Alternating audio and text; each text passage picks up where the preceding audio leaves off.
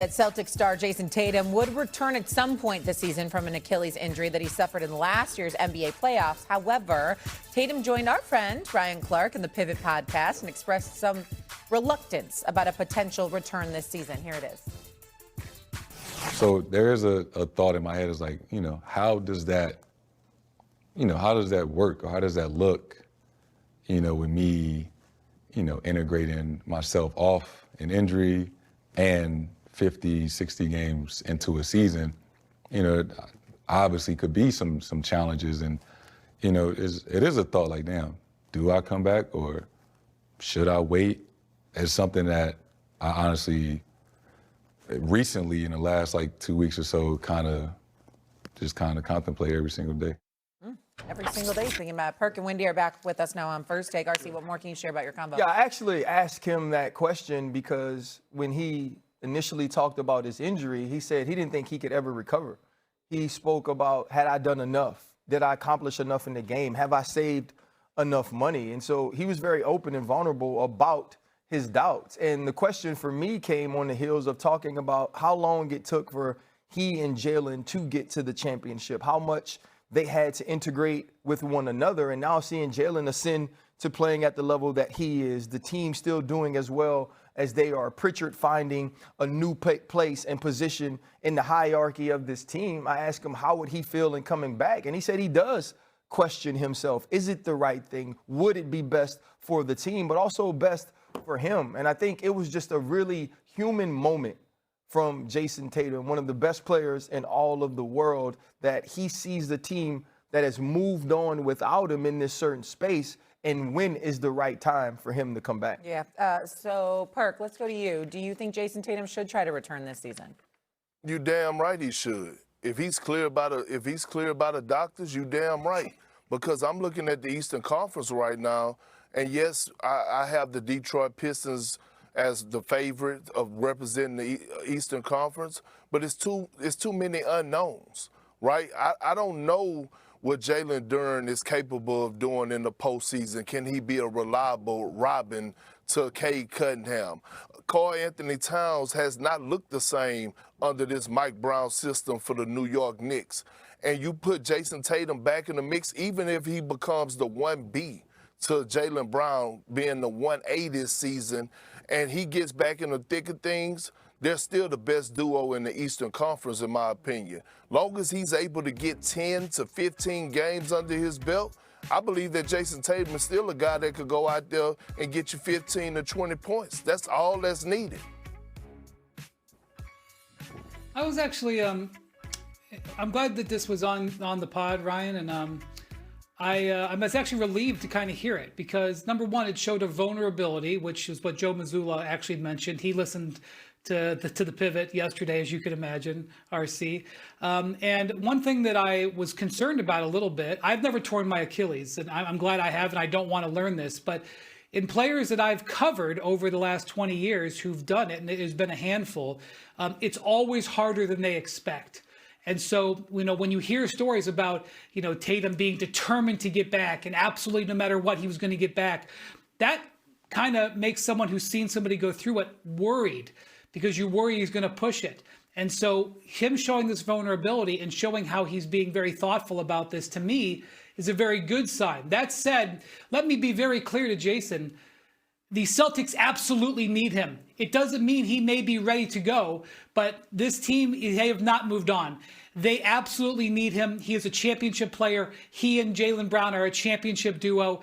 Whenever he comes back, the Celtics will welcome him with open arms. Okay, let me say this to y'all, all right? First of all, I don't want him to come back.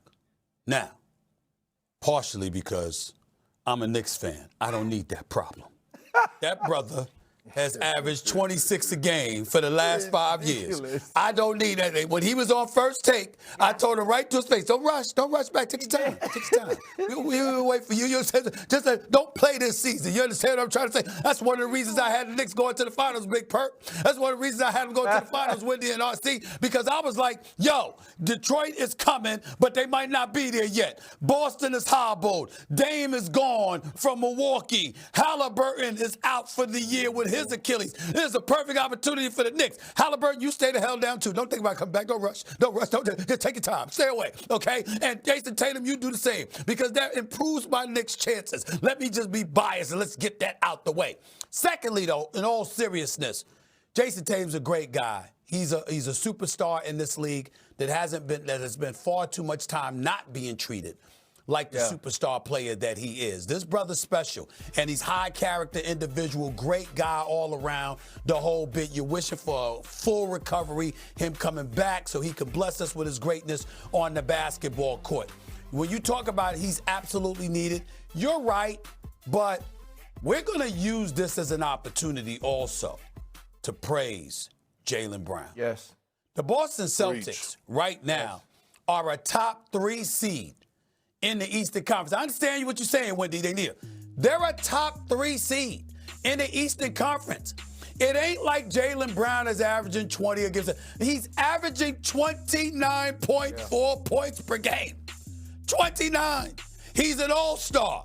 And this is after getting the $300 million plus, 304 to be exact. This is after being the number 2 option all of these years. This is after speculation as to whether or not they could coexist. This is after winning a championship and winning an NBA Finals MVP. This is after all of that, with everybody finally looking at him as a number 1 option and saying, okay, what you gonna do? And all he has done is answered the call. So you might need Tatum, who I think would need to be close to 100% to overcome what obstacles stand in their way to capture another championship. But we'd be remiss in bringing up Jayson Tatum without recognizing the fact that, yeah, he might be needed, but not nearly as much as we thought, because that supposed sidekick has shown he's not exactly a sidekick. He's a number 1. Jaylen Brown is special.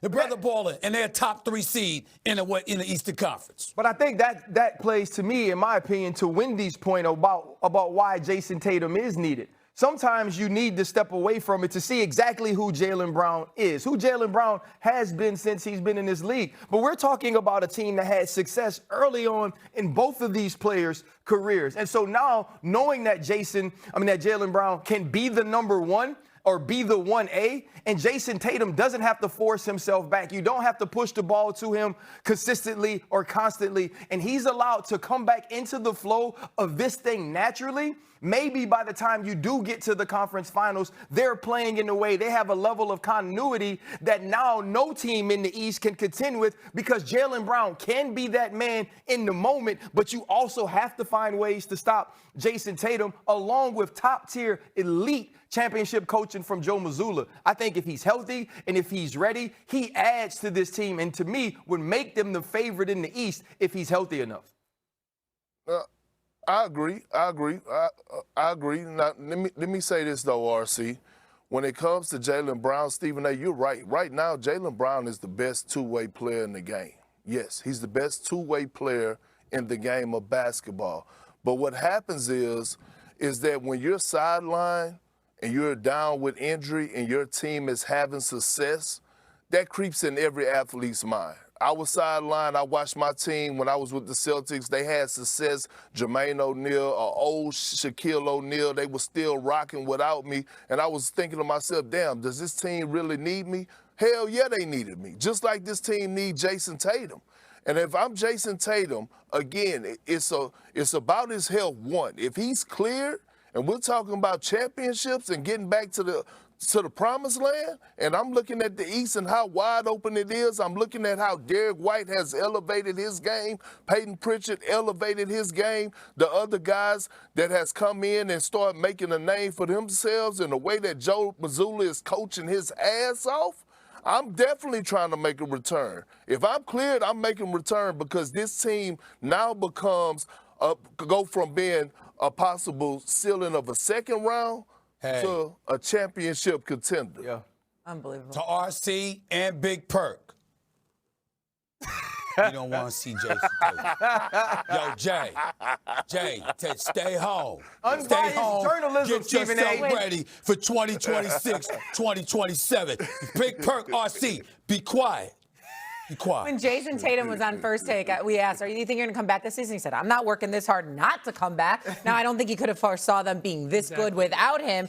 Jaylen Brown balling, scoring 20 or more points, 11 straight games, but still, he's an athlete. We don't want to see He's him. a competitor. He wants to come We don't back. want to see him. Coming up on Stop it, First Shay. Take. Stop it. I'm sorry. What should Los Angeles fans want when it comes to LeBron James? Him to go to another team or retire as a Laker? Must-see TV on the way, as always, plus Myles Garrett. And an interesting post on social media. Could it possibly be about the new head coach for the Cleveland Browns? Fair or foul by Myles Garrett?